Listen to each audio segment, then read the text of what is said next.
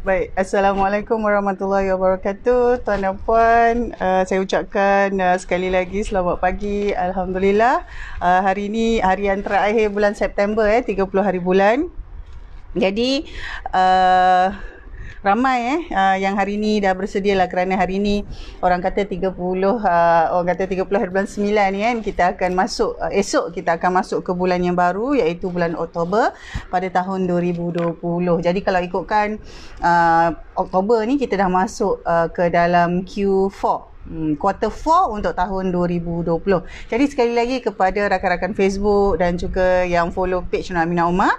Jadi hari ini sekali lagi Alhamdulillah kita dapat bertemu kita bersiaran sekali lagi di FB Live di Facebook page. Jadi insya-Allah dalam orang kata seminggu ni dalam seminggu ni sehingga hari Ahad ni, setiap pagi insya-Allah akan ada satu sesi FB Live sekitar 8.30 8.45 macam tu, dan saya akan mengambil masa sekitar 10 ke 15 minit untuk membawa beberapa topik kecil yang berkaitan tentang usahawan, dunia keusahawanan, perniagaan dan yang berkaitan. Jadi kali ini saya bawakan satu lagi topik yang orang kata ringkas lah, persediaan untuk memastikan komitmen, kita nak susun komitmen kita dalam bisnes tu tadi.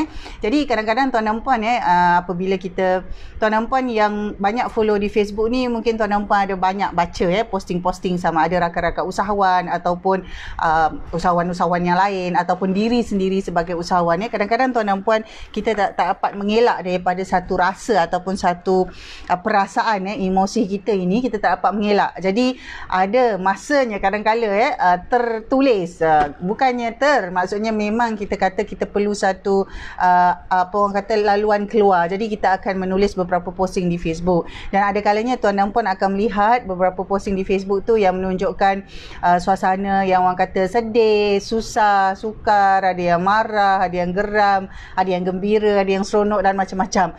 Begitulah resminya sebagai kita sebagai seorang manusia, di mana kita memerlukan orang kata satu platform ataupun satu tempat ataupun satu cara untuk kita bercakap dan menyatakan apakah keadaan kita. Jadi untuk itu tuan dan puan, sekali lagi kepada yang dapat join FB Live ni, saya ucapkan selamat datang, Assalamualaikum, selamat pagi semua, dan saya doakan yang baik-baik dan dikurniakan kesihatan sentiasa. Dan topik pagi ini adalah tentang making commitment, maksudnya menyusun kita punya komitmen kita apabila kita jadi usahawan, komitmen kita dalam bisnes.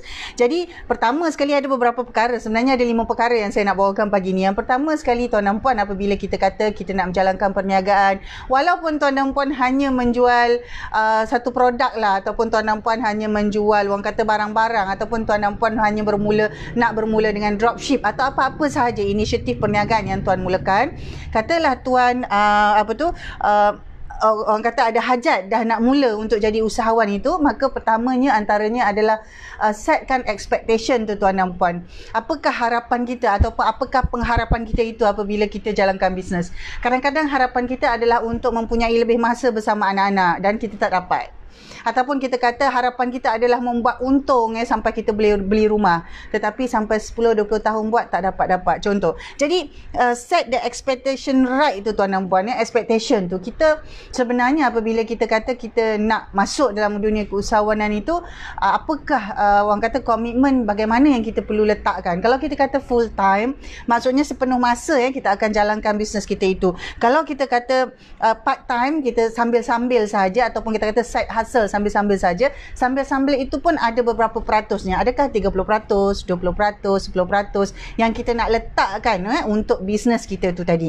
Jadi orang kata bila kita kata letakkan komitmen tu, kita kata letak expectation, apa sasaran kita itu, maka itulah kita ada hubungan, kita ada komunikasi dengan pasangan, dengan ahli keluarga. Kalau anak-anak kita dah dewasa sikit, mesti ada komunikasi dengan anak-anak. Sekalipun anak-anak masih kecil, mesti kita berkomunikasikan dengan anak-anak supaya mereka faham apa sebenarnya ibu dan ayah dia lakukan sekarang ni. Ataupun kita kata sekiranya kita masih bujang, kita perlu juga berkomunikasi sekiranya kita kata masih ada lagi ahli keluarga yang lain ataupun ibu bapa. Jadi itu antara orang kata kata-kata expectation tu, apa kita punya pengharapan apabila kita kata kita buat bisnes. Yang kedua tuan dan puan adalah tentang disiplin.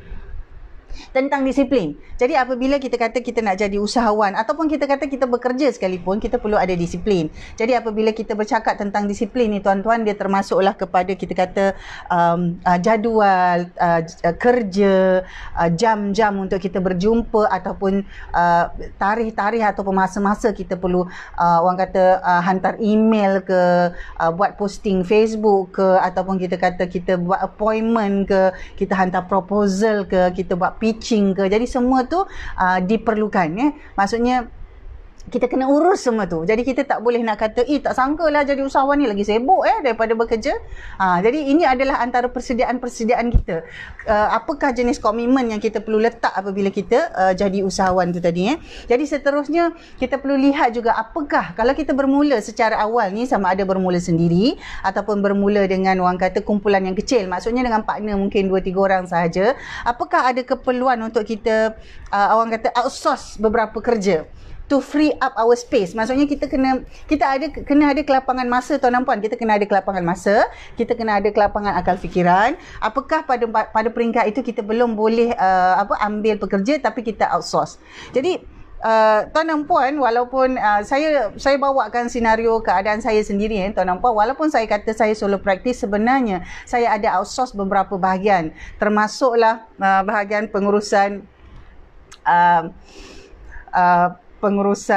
maklumat secara maya saya outsourcekan juga, dan kemudian design untuk poster secara digital ada separuh, hanya 10%, hanya 30% lah, 10 to 30% saya buat, selebihnya saya sebenarnya outsource kerana ada orang lain di luar sana yang tolong. Dan juga untuk aktiviti marketing sebenarnya ada 2 lagi entiti yang saya berkolaborasi, di mana mereka yang dapatkan job, yang mereka yang dapatkan projek, tetapi jadi saya tak ada buat kerja-kerja marketing tu. Saya buat juga kerja marketing tapi tidak 100%.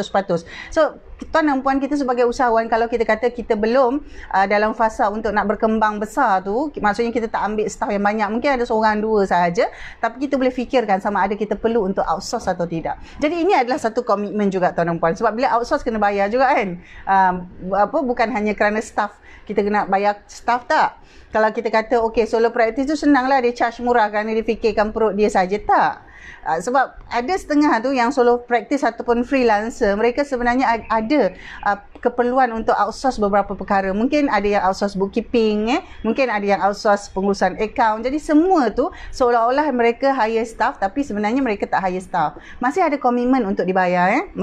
Seterusnya kita perlu ada timeline dalam setiap perkara yang kita lakukan. Timeline tu macam apakah pencapaian yang kita nak capai, itu yang kita letakkan sebagai katalah 30 day plan, 90 day plan, 60 day plan. Jadi kita mungkin ada 30, 60, 90 day plan. Jadi dalam plan itu barulah kita kata kita ada scheduling, kita ada timeline yang kita akan susunkan kerja-kerja kita. Sebulan ni dalam tempoh 20 hari yang pertama mesti keluar 10 invoice contoh. Atau kita kata dalam tempoh 25 hari yang pertama dalam sebulan mesti keluar invoice value 15,000 contoh. Saya bagi contoh sajalah, mungkin tuan dan puan dalam keadaan sekarang mungkin angka-angka atau frekuensi semua ini yang dalam timeline kerja tuan dan puan lebih banyak dan lebih besar angka-angkanya. Itu yang keempat. Dan yang kelima tuan dan puan, perlu letak satu tarikh untuk kita review semua benda yang kita buat. Katalah kalau tuan dan puan buat weekly review, letakkan. Adakah tuan dan puan buat weekly review itu setiap hari Jumaat, Sabtu atau Ahad? Macam saya buat weekly review setiap hari Isnin. Jadi apa-apa perkara yang dah dibuat itu biasanya sangat sibuk. Jumaat, Sabtu, Ahad itu biasanya yang sangat sibuk. Jadi hari Isnin tu adalah hari untuk review apa yang kita dah buat daripada minggu lepas sampai minggu sekarang. Tiap-tiap minggu kalau saya lah. Jadi kalau tuan-tuan puan perlu ada satu tarikh untuk set review tu. Kadang-kadang kalau tuan dan puan sibuk, mungkin tuan dan puan letak review setiap 10 hari bulan. Jadi 10 hari bulan, 20 hari bulan, 30 hari bulan. Ada setengah itu letak review itu setnya pada setiap 10 hari bulan. Sebulan sekali. Jadi dia bergantung kepada model bisnes tuan dan puan dan saiz bisnes tuan dan puan. Macam saya saiznya kecil. Jadi bila saiznya kecil itu, saya lebih suka untuk lihat dia secara seminggu-seminggu supaya cepat perubahan-perubahan ataupun penambahbaikan yang saya boleh buat.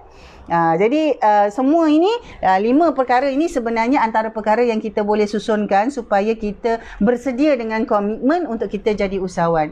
Selain daripada itu tuan dan puan, ada lagi komitmen-komitmen lain, termasuklah bersedia untuk bertanggungjawab kepada risiko kepematuhan dan perundangan dalam semua bisnes yang kita jalankan. Termasuklah apabila nama kita ada dalam SSM, pegang saham ke, pengarah ke, PLT ke, senang berhad ke, ada nama sahaja, maka status kita dah berbeza dalam rekod kerajaan.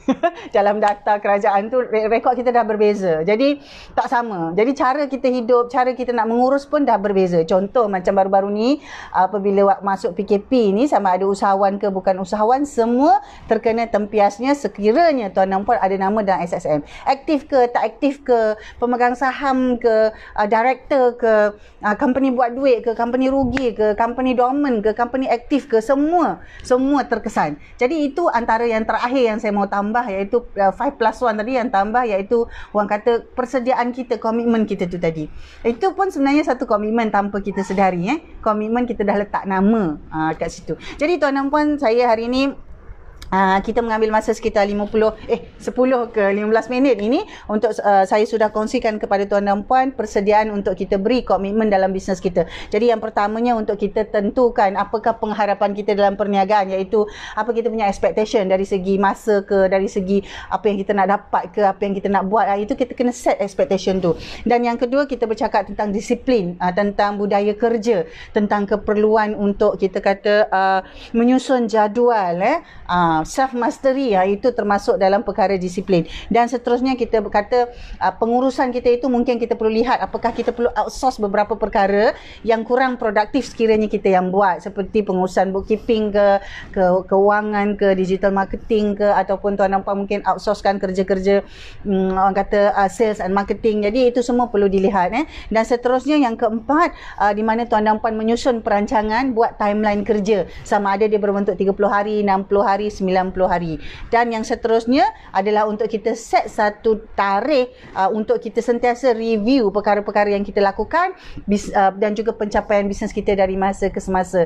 Dan +1 yang saya tambah tadi, iaitu tuan dan puan bersedia dengan kesan ataupun orang kata dengan komitmen apabila nama kita ada dalam lesen enterprise, nama kita ada dalam SSM dalam bentuk pemegang saham ataupun pengarah sebagai pengarah syarikat. Jadi untuk itu tuan dan puan, saya ucapkan selamat maju jaya. Hari ini 30 hari bulan, hari Rabu, dan hari ini juga banyak komitmen. Kalau tuan tanya saya, banyaklah komitmen, invoice yang nak di follow up, dan juga bil-bil yang perlu dilunaskan, pembayaran yang dah dijanjikan untuk dilangsaikan hari ini perlu disiapkan. Jadi untuk itu tuan dan puan, saya ucapkan selamat maju jaya. InsyaAllah kita berjumpa lagi dalam video yang seterusnya. Dan untuk itu kepada tuan dan puan yang perlukan maklumat lanjut, boleh terus ke laman website dan blog saya, iaitu www.nuraminaomar.com.